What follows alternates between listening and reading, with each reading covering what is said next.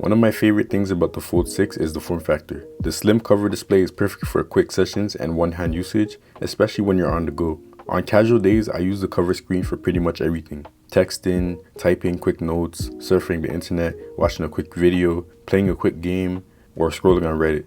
The easy to hold form factor combined with the bigger screen this year makes this a really good experience for general usage. Obviously, you buy a foldable phone to unfold it, so when I'm locking in and using my phone, I open it up. The beauty of this device is the flexibility and how it molds to your life. Like for example, in one scenario you might need a tablet to calculate finances with 3 apps on the screen, then you can definitely do that with the Fold 6. You need to write a quick note, but you prefer to write it by hand, you can do that here. Oh, you're filming a video but you want to quickly see how your shot looks, you can do that here. Basically, the Fold 6 is the most versatile device that I own, and it's very close to replacing all of my other devices. If you watch my videos, then you know how much I care about multitasking and how I think Samsung does it the best. What makes multitasking enjoyable on the Fold 6 for me is all the ways you can access those features. I speak about pretty often how you can swipe with 2 fingers from the bottom of the screen, but I actually use that gesture so much every day. Swiping with 2 fingers from the left side or the right side or the bottom of the screen to enter into split screen depending on which side you swipe from on the inside screen is just amazing. I also use it on the cover screen to quickly respond to a message or to quickly split screen and do something on the cover screen. It's very seamless and easy. One of my main top and bottom split screen scenarios on the cover screen is YouTube on the top and any other app at the bottom like Reddit or Google Chrome. This setup is cool for casual scrolling or browsing while I listen to a podcast, and then when I get a message or I need to do something, I open up pop-up windows without interrupting my main setup. The cool thing is that all this can be done with one hand due to the slimness of the phone and the amazing software. One hand mode makes you access the top of the phone very easily, and you can enter into split screen and floating windows very easily just by swiping and using the edge panel. Now moving on to the inside screen and how I use it every day. The way that Samsung handles split screen makes this phone more usable and more productive to me than an iPad. Banking app on one half, a notes app, and another banking app on the other half. Of course, the software is very fluid, so I can quickly move any of these apps around and resize them as I need to. To take this a step further, I can pull the calculator app into a floating window and then calculate the finances while budgeting, and I occasionally open up other apps like Google Chrome or Messages in pop-up view depending on what I'm budgeting or calculating. I know someone's going to say that the screen is too small for all that, but my response to that is that I genuinely use this kind of setup on my Fold 6 every single day. When I'm not doing productive stuff like finances or writing scripts, I'm playing a game with a YouTube podcast on the top and Reddit on the other side of that. Or even an internet browser so that I can research different things on the game that I'm playing. Or sometimes I'll be casually scrolling on Reddit with a video and WhatsApp open at the same time. These are just some of the specific multitasking cases that I use every single day on this phone. So my wife is actually maximizing the Z Fold 6 potential. Like she's literally using the Fold 6 to video edit while she's playing a game on the side. This is something that I've never done personally, so it's actually sick. She's really making the most out of this phone, and this just shows you the potential of a device like this. Like people say split screen is not necessary, but look at this. She's going to work. MapleStory Mobile on the left side and then LumaFusion on the right side to edit a video for me. It's pretty cool. I've never done this. To take it a step further with multitasking, you have Samsung DeX. It's really cool that Samsung DeX has been getting a lot of attention lately, but I still think it's underrated and a bit hidden. Your phone essentially turns into a desktop PC when connected to an external screen, and depending on your computing needs, this can actually replace a laptop. For me, I would 100% switch over to using this phone as my only computing device if it could edit 4K videos reliably. Writing scripts, documents, browsing the internet, watching YouTube videos, even playing games with the controller. I can do all of that pretty reliably and just as fast as my M2 Mac Mini or Lenovo Legion Go. Obviously, you don't have the same selection of apps and games, but Samsung DeX covers a pretty big variety of what I normally do on my computer. LumaFusion is a decent experience in Samsung DeX, but it's not fully optimized for a desktop experience on Android, so you'll occasionally run into compatibility issues or resizing issues. The app is also not as optimized in general as the iOS version, so you'll encounter stutters and frame drops more than you should. Android is also very limited in its video codecs that it supports because the codecs that it does support are not good for video editing. Overall, Samsung DeX is amazing, and I hope that more developers hop on this platform and optimize their apps for such a setup. I think that having one device that can plug in and become your computer, but also be your tablet and also be your phone is the future, and that's something that I really want.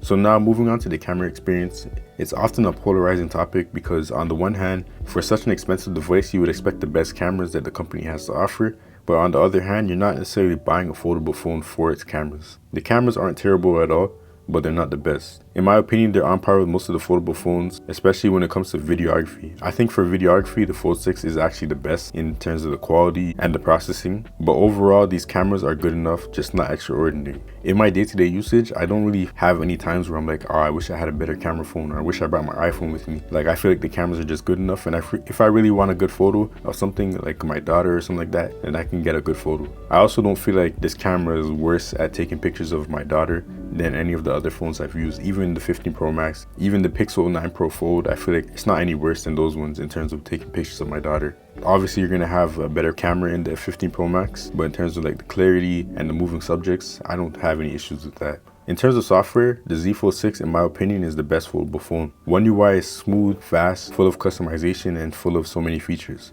I've enjoyed how easy it is to set up my home screen just by tapping and holding on icons to select multiple apps at one time. And then navigating my phone has been super easy as well by using one-hand operations to pull up mini menus to do different things depending on how I swipe the sides of my phone screen. The always-on display is also nice because it shows the wallpaper now on the outside screen, but I wish it was more functional and showed full notifications like the Honor Magic V3 and the iPhones.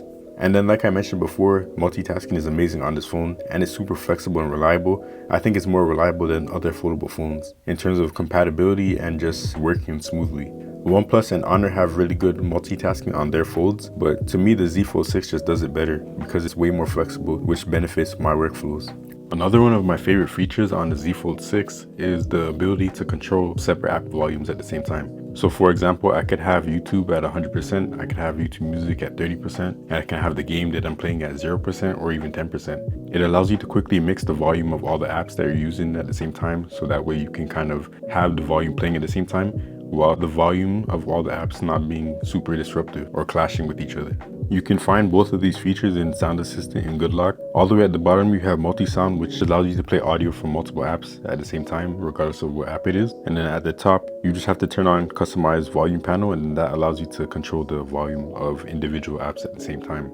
And then one other notable feature that I think is pretty cool is you can allow apps to play specifically on different audio sources. So for example, I can have YouTube playing only on my phone's built-in speakers, and then Spotify playing in my headphones at the same exact time. So that way, when I have an audio source connected, like in my Bluetooth headphones, then it will play those apps only in my headphones, not on the phone's built-in speakers. But then I can have other apps play out loud. I think that's pretty cool. Recently, I've been noticing a lot of people talking about Good Lock and saying that it's annoying because you have to download another app, and it also that Samsung relies on its features. But I just want to say that this isn't necessarily true. The core features that make Samsung phones good, including the Z Fold 6, are built into the phone without even having to download Good Lock. You have triple split screen, 5 floating windows at one time, while in triple split screen if you want to. You can have full screen split screen view, so there's no taskbar, there's no notification shade.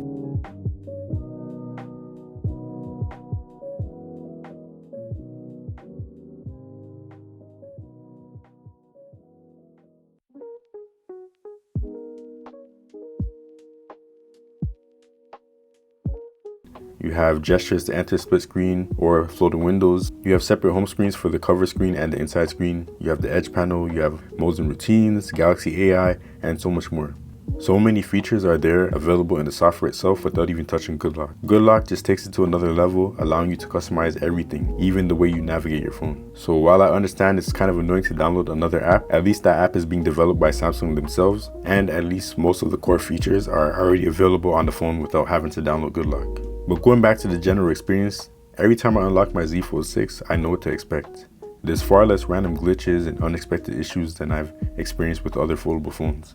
It just works. And for the record, I've used the Honor Magic V3, the OnePlus Open, the Pixel Fold, the Pixel 9 Pro Fold, and other Z Fold devices. And out of all the foldable phones, the Z Fold series just works the best and is the most optimized at this point in time. Samsung has been developing the software for foldable phones for a very long time, and I think it shows in their latest Z Fold 6 software. The battery life has been average for the most part, but for the last 2 days, the battery has actually been amazing. For some reason, I was getting like 8 to 9 hours of screen on time, and I was doing like different things. Like I was watching videos, playing games, using the camera, and the battery was just lasting forever. So it's actually kind of crazy how I'm assuming the latest software update for September has caused the battery optimization to just be so much better. If it's a heavy camera day where I'm filming videos and taking a lot of photos, then I can definitely kill the phone in like 4 to 5 hours of screen on time. This does sound bad, but honestly, for most of the phones I've used, when I'm filming a lot of videos and taking a lot of photos, I can kill even the 15 Pro Max in 4 to 5 hours. So yes, this battery life is not as good as the other phones, but at the same time, even the flagship phones die when you're doing heavy things. Overall, the battery life is good enough, but it could definitely be better.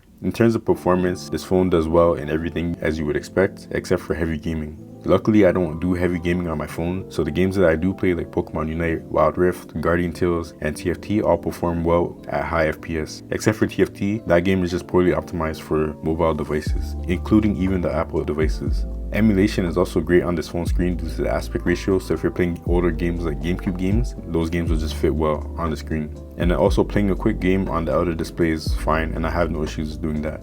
So yeah, in terms of power, this phone is good enough for me. Alright, so now we talked about everything good in my day-to-day experience with this phone and how I've been enjoying it. So now let's talk about the downsides. It's probably not surprising, but I don't really think there's that many downsides to this phone. The cameras aren't bad, but after experiencing other foldable phones with better camera hardware like the OnePlus Open and the Honor Magic V3, I do long for a foldable experience that has Samsung software with great camera hardware. I think just having better camera hardware on this device, this specific Samsung device, would be amazing because of all the features and just the versatility of the device. It can definitely do a lot more if you have better camera hardware. And then the battery life, again, it's not terrible, but it could definitely be better when you consider the size of the inner display and how much power that draws. Two of my other biggest gripes with this phone are the case selection, and there's this one glitch that I'll talk about after. In terms of cases, you have a lot of options nowadays, especially for the Z Fold 5. I think the shape is just easier to make cases for than previous folds. And I think that there are more options than other foldable phones like the Pixel 9 Pro Fold and the OnePlus Open and Chinese foldable phones. I feel like you have a lot more accessible options for the Z Fold 6 in terms of case selection. However, I still feel like the case selection is not that good. And you can definitely find high quality cases like the ones I'm showing in this video, but for my personal taste, I haven't really been able to find anything that fits what I want for a case on my phone. So in terms of case selection, it definitely has gotten better with the Z Fold 6 over previous Z Fold generations, but I still think that it's not that good compared to a normal phone. I feel like normal smartphones, you can find cases that you want specifically way easier than a foldable phone. And then there's this one glitch that really annoys me, and it only happens when I'm responding to comments on YouTube and YouTube Studio. It's on and off on the YouTube app, but it definitely happens. But as you can see in this video, I'm showing an example where I'm responding to a comment in the YouTube Studio app, and when I highlight text to edit what I was writing, for some reason this big gray square or rectangle pops up and it blocks the text, so I can't see what I'm editing while I'm trying to edit it, and it's so annoying because it just makes editing comments a lot harder for me personally. So I have to open my notes app to type out a comment and then go back and paste it there, or I just have to get it right on the first try. I don't think it's specific to the Z Fold 6 because I've experienced it on other phones, even the OnePlus Open, the Honor Magic V3, the Pixel Fold, and etc. But it is something that really annoys me, and I hope that it can be fixed. So yeah, I guess it's not a specific issue to the Z Fold 6, but it is something that I wanted to mention. Outside of the cameras and the battery life, I really don't think there's much else that Samsung needs to do to improve this foldable phone. Personally, I have no issue with the weight or the thickness of this phone, and I have no issue with the design. I feel like the design is pretty good. Even after using the Honor Magic V3, I still feel like this phone is premium and high quality, and is probably my favorite build quality phone of these foldable phones. The Honor Magic V3 is just exceptionally thin and exceptionally light, but even in that, it performs worse than the Z Fold 6 in intensive tasks. I'm not sure how thin is too thin or how thick is too thick, and I think where the Fold 6 is right now, I think is good enough for me. All that needs to be improved is just the internals, like the battery life, the cameras, etc. The hinge is also something that is underrated on Samsung phones. I know people, they like to gloss over this, ignore it, whatever, but I feel like Samsung phones just have the best hinges that can stop at all levels.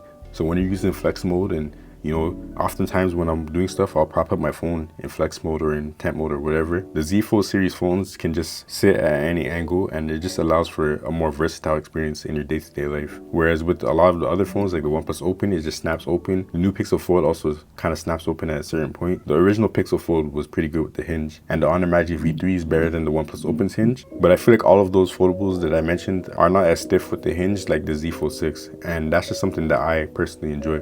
Being able to prop my phone up at any angle. or most angles. You might think like why, but like if you put it on a table, having the phone sit at a 90-degree angle doesn't make sense if you're watching a video. Being able to angle it more allows you to see the video better when you're walking by and stuff like that. So in conclusion, it's not the thinnest, it doesn't have the best cameras, it doesn't have the biggest battery, and it doesn't have a big outside screen, but what it does have in my opinion is the best foldable software and the most complete foldable phone package on the market when you weigh all the categories together. A lot of things are subjective when it comes to like the outer screen size, but overall I think Samsung just offers the best foldable phone on the market. So yeah, that's my Z Fold 6 review. Let me know your thoughts in the comments below and stay tuned for the next video. We out. Peace.